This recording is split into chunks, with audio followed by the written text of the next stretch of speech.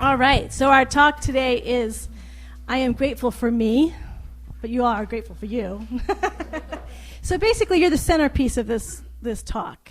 So that means, the person next to you isn't the centerpiece, your family members isn't the centerpiece, your children, your parents, your colleagues, this country, the election, that's not the centerpiece. You are the centerpiece. So I want you to get comfortable in you right now, just to be conscious of your body, your physical body, be conscious of what emotions you're feeling, what emotions you felt since you woke up this morning before you got here, thoughts that you've had. We've already had so many thoughts, haven't we, since we woke up this morning, like hundreds, thousands of thoughts between waking up and getting here this morning. And then we have thoughts about what we think the future service is going to happen, and then the rest of the afternoon, and the rest of the week, what's going to happen for the month of November. It's Thanksgiving, holidays, and we got the end of the year, got all the stuff to do.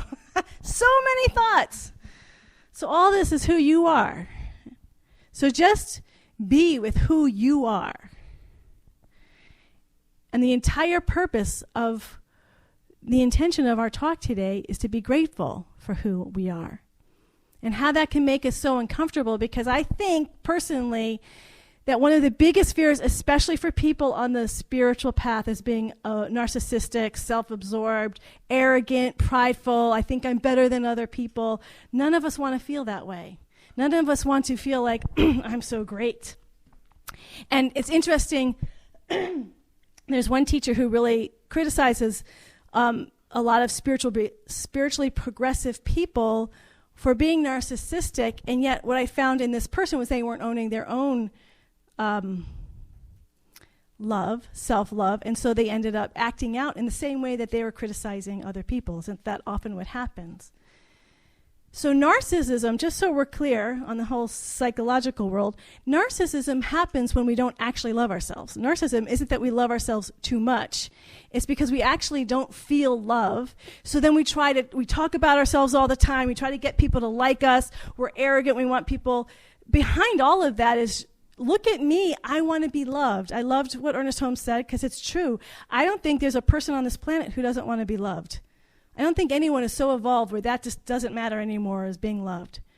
So we find ways where we're going to get love and appreciation, look at me and fill me up.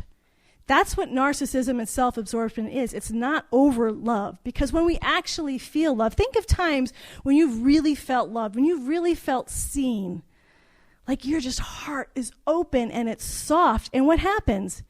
Don't we go out and we're much more generous and loving with everybody else? It doesn't separate us. It doesn't divide us. It makes us love everybody else. When we're in love for the first time, we're in love with everybody, the whole planet. Everyone says, oh, you look different. I'm in love. Isn't that true? Don't you feel that way when you're in love with something new? You're just like glowing. So self-love is not about separating us. It's actually about melting us into the rest of the world. So to be self-loving takes time. It's a relationship with ourselves. What I'm really talking about is having a relationship with ourselves. And I don't know why this image keeps popping in my head, but I remember that Risky Business with Tom Cruise.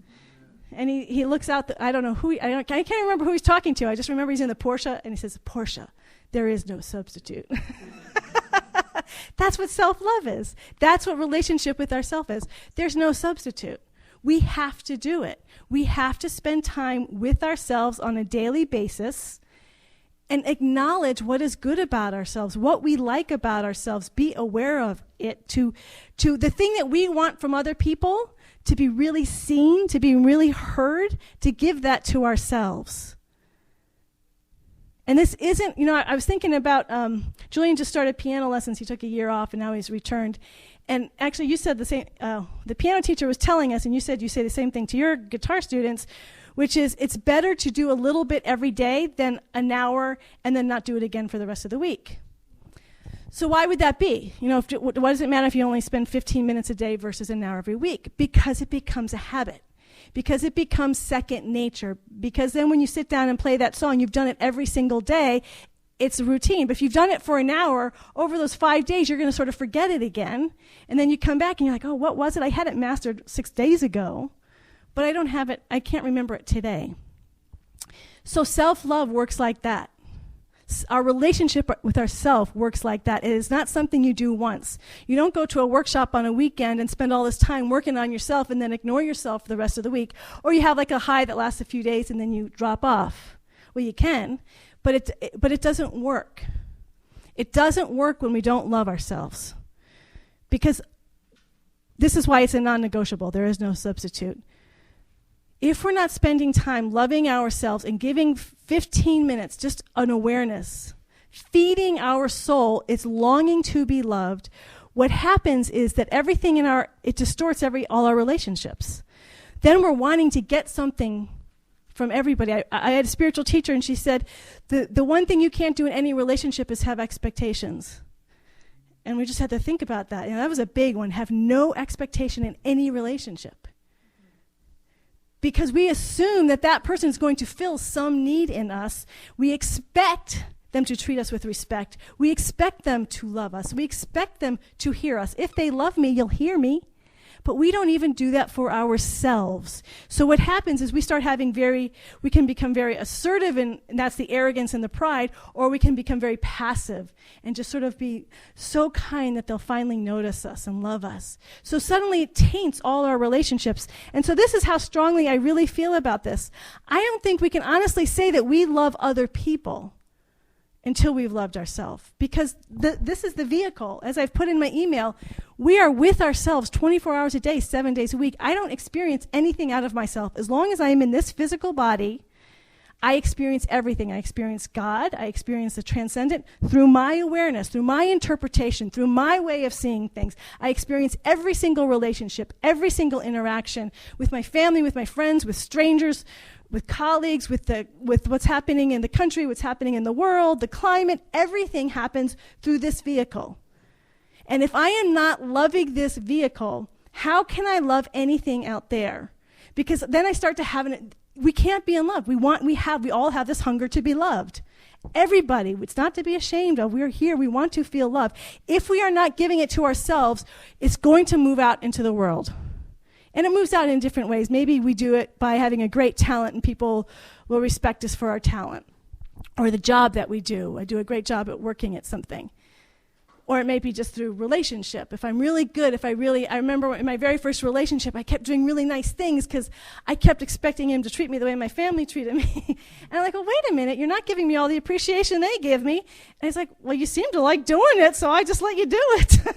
I'm like, no, I was doing it to get something in return. And that's when it was the first time it hit me. I'm acting to get something in return. What I think is that starts to become more and more subtle. We forget that that's why we do stuff. That's why I think this is a practice that there is no substitute. If we want to genuinely love anybody else in our life, we have to love ourselves. And it has to happen every single day, 15 minutes a day. Be with yourself. Acknowledge who you are. Let yourself fall in love with yourself. Have a relationship with yourself. Have a relationship with your thoughts, your feelings, your emotions. We're multidimensional beings. We're complex beings. So one day we're going to be feeling different things. Within the day we're going to feel it. Get to know yourself. Get to know your patterns. Ernest Holmes in that reading said we have this invisible pattern behind us. Get to know your pattern. Get to know yourself intimately and find that love for yourself. And then there's the negative aspect of ourself. What do we do with those parts? I love, does anyone else get Seth Godin's blog sent to them? No one? You do get it? It's a daily blog that it comes out. And it's sort of, I guess it's supposed to be sort of marketing or advertising, but it's deep stuff. He sends it out every day, so I only read some of them. But one of them caught my attention, and they're short. That's why I read them. Really quick. So he said once the problem isn't everybody else, it's us. That project we didn't get shipped out, the hug we didn't give, the art project we never got around to. That he said we're always sort of self-sabotaging ourselves.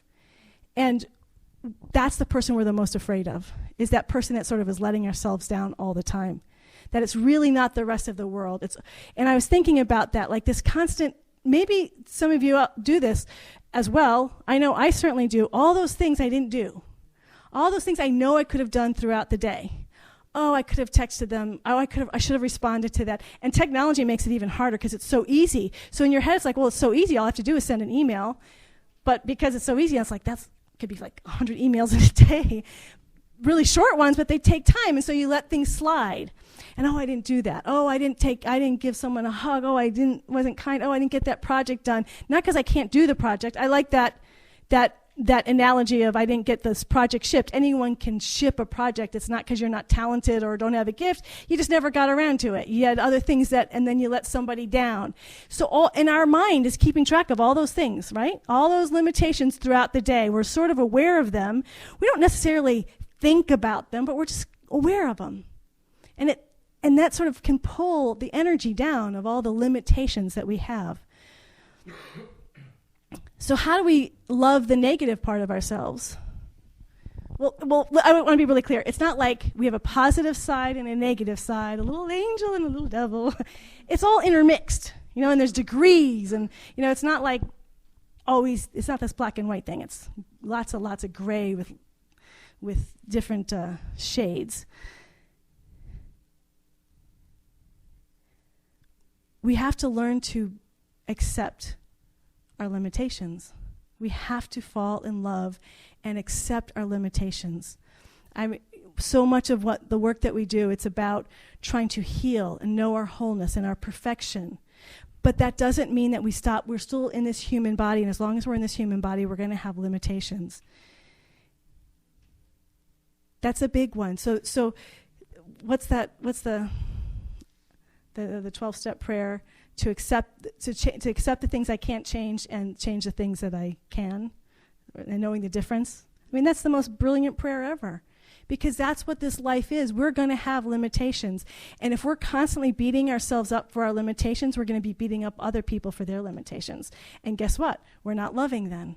We want this world to be a loving place, but how loving are we with ourselves, with our limitations?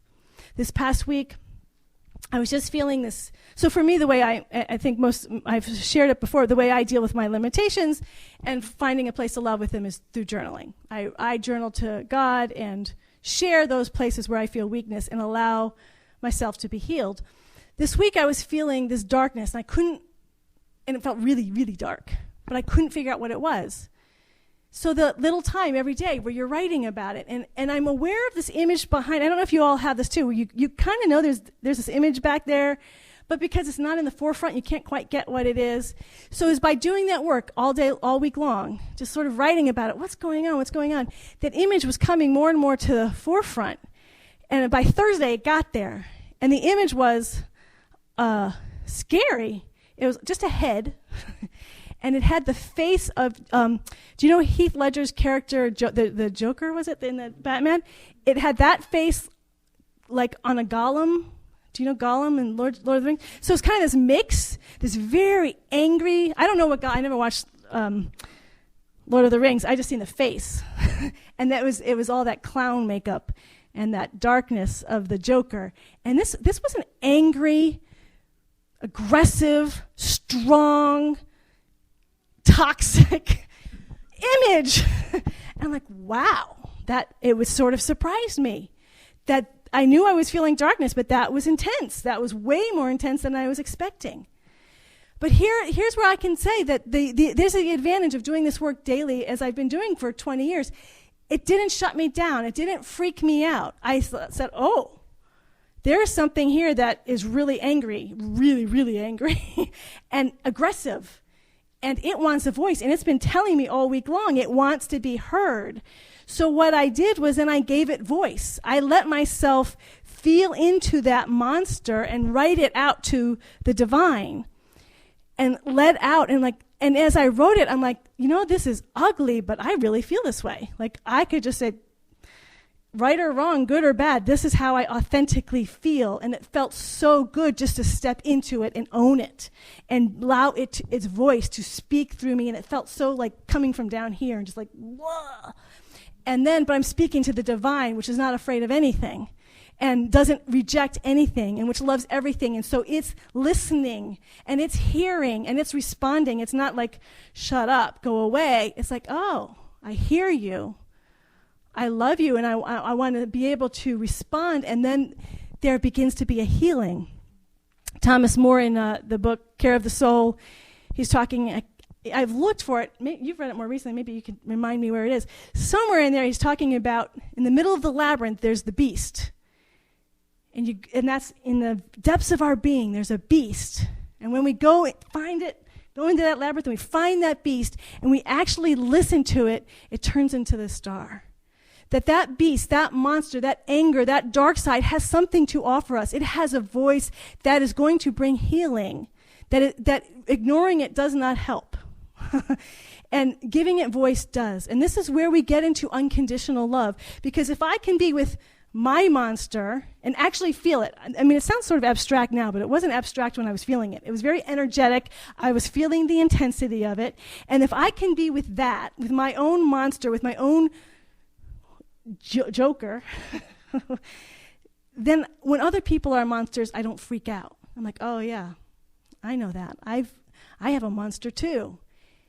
And how can we be a place of unconditional love and healing in the world, of unconditional gratitude? Because that's really what this whole month is about, is unconditional gratitude, just gratitude for everything. If we cannot even be grateful for our own monsters, if we cannot even be grateful for, not that we have limitations, but grateful that I can love that I still know that I'm a wonderful person even with all my limitations, because I have my limitations every day. You know, the great thing about doing this work is you become very conscious of one's limitations. And it's like, I still love myself. That's real love to me, because now there's so much love that's pushing stuff away, and I'm loving, just keep that stuff away, versus we all can relax. We can just let go. We have election season coming up. We've been in election season. We have the actual election coming up. And it's interesting because, I'll be honest, I didn't think of it. There's a lot of my colleagues who started putting out, we're doing prayers around the election, meditation, either Monday night or prayers Tuesday. There's healing prayers that are happening after the election. And I thought, what do you need healing from? Because I haven't been caught up in it. And I was thinking about that, and I'm not saying it's right or wrong, but it's something, maybe because I grew up in a family that loved politics and debated constantly, always voted for the same people, but they've fought endlessly, is that I'm able to turn it off. I'm able to, I will just say, since the two candidates for the Republican and Democrat Party were picked, I have not watched a single debate. I've read articles, I read different people's perspective, I know who, I've already voted, I voted several weeks ago, spent my time. Why do I need to get invested in all the energy and the drama? Why would most of the people I found watching the debates already knew who they were going to vote for, so they were just getting all the energy. Or you read it the next day and the media is like, you need to feel emotional about this is scary. And I'm like, well, don't read it. If you know what you're going to, until you find it, this is part of loving yourself. If you're spending as much time with yourself as we are with looking at what's happening in the external world, we're going to be a powerful place. Because that world no longer gets to control us. They don't get to manipulate us like puppets. You're going to be emotional about this. This is terrible. We're going to go to the apocalypse. This election is the end of the world. It's not the end of the world. You know, these mystics, they lived through very difficult times. Many mystics lived through totalitarian governments. They were imprisoned. They were tortured. But they stayed strong in who they were. They weren't going up and down, up and down. They were saying, who I am, there is the absolute part of us. It is unchanging. It is always at peace. It is never at fear. God, do you think God's in fear right now?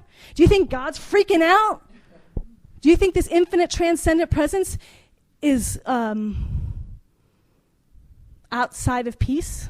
That it's feeling this?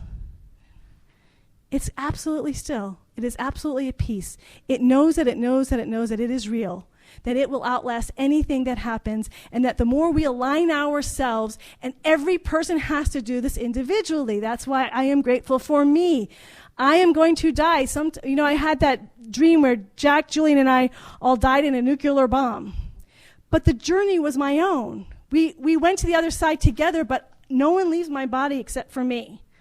No one goes through my journey except for me. No one's going to live your life but you. So if this planet is going to stop being run by externals, the external, we have to do the work. So during this election cycle, what choices are we going to make? Are we going to watch the news all day long to find out what the latest polls are saying? Are we going to hear all the fear that's coming out, regardless of what the results are, people on either side? Are we going to, we have class Tuesday night. I'm going to be in class. We'll be praying. I'll come home and I'll check the results. The next day, I'll see what happened. I'll see where the vibration of my Facebook page is, really how it goes. But I'm going to go back and do my inner work. I'm going to go back and be with myself because I voted, I participated. And then the question is, okay, is there something for me to do externally about what happened or not? But if there's not, then I need to keep living my life. We need to follow our own voice.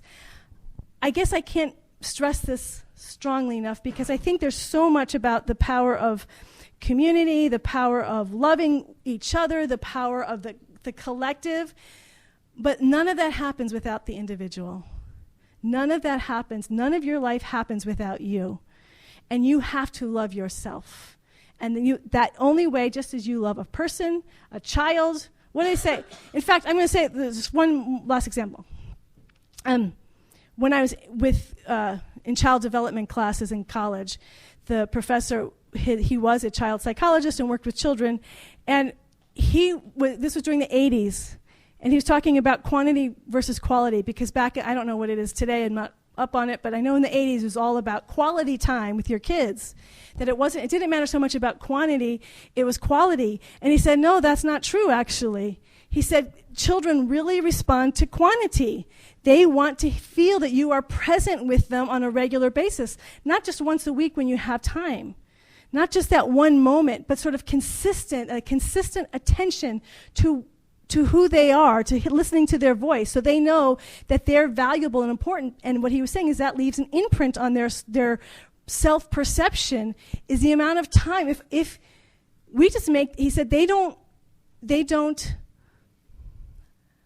can't discern well enough. So if a parent disappears for a long time and then comes back, they often, I asked him why he thought this, and it was from research and from his own particular experience working with children, is the stories they tell themselves is, I wasn't lovable.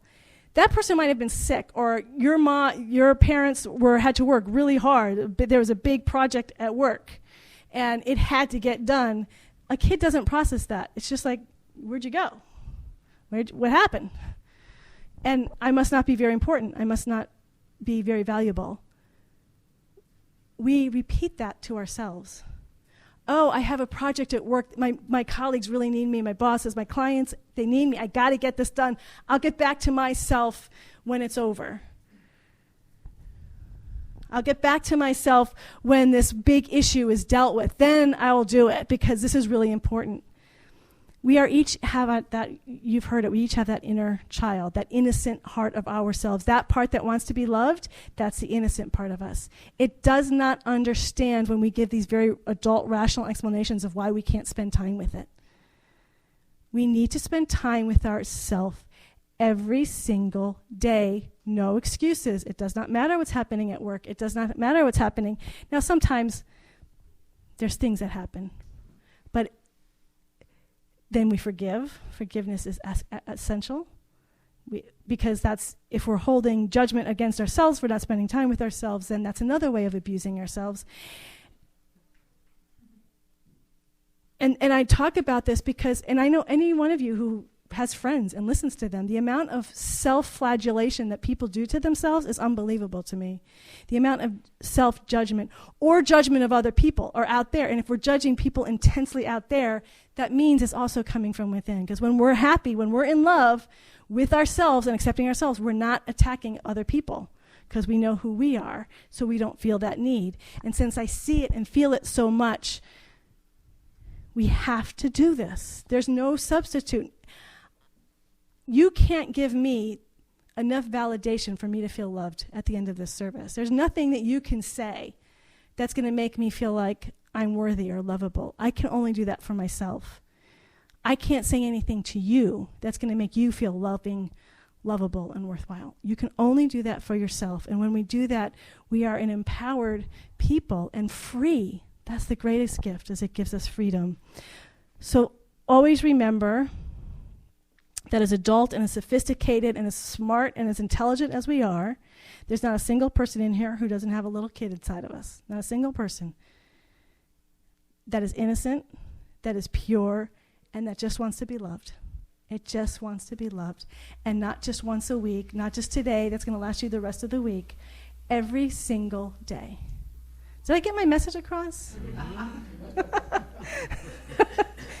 And how you do it is going to be up to you. I don't know how, see, for me, the journaling is such a way to, my spiritual practices in general, but journaling is because that's the way I hear my voice, my interior voice. But I talk to people all the time. Journaling doesn't seem to be that's exciting for a lot of people. So I don't know what that is. You can go to a therapist, but that costs a lot of money, and that's only once a week or once 2 weeks. So there has to be, if you're not journaling, I actually have a friend, she does it by voice recorder. She talks to herself. Whenever she's in her car, she tapes herself every day. She has tapes and tapes and tapes.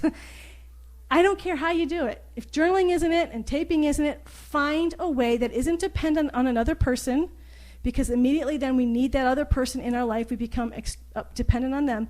Find a way to love yourself, to spend time with your strengths. Do not forget about your strengths. I think I talked about this a while ago. Golden shadow is when we deny our strengths and what we're good at.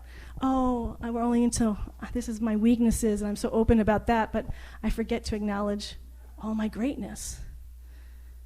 And we need to do that. That's what, when someone loves us, they acknowledge our greatness. Okay, relationship is all about falling in love. All you do is see their greatness. Second stage, what happens? You see their faults, and you're like, oh, shoot. They're human. But then you go to that deeper level. When you make it to that deeper level where you accept the faults, you're still in love with their greatness, and you accept their faults, and then you have that deep, abiding love. That's what we're doing with ourselves. Let's pray.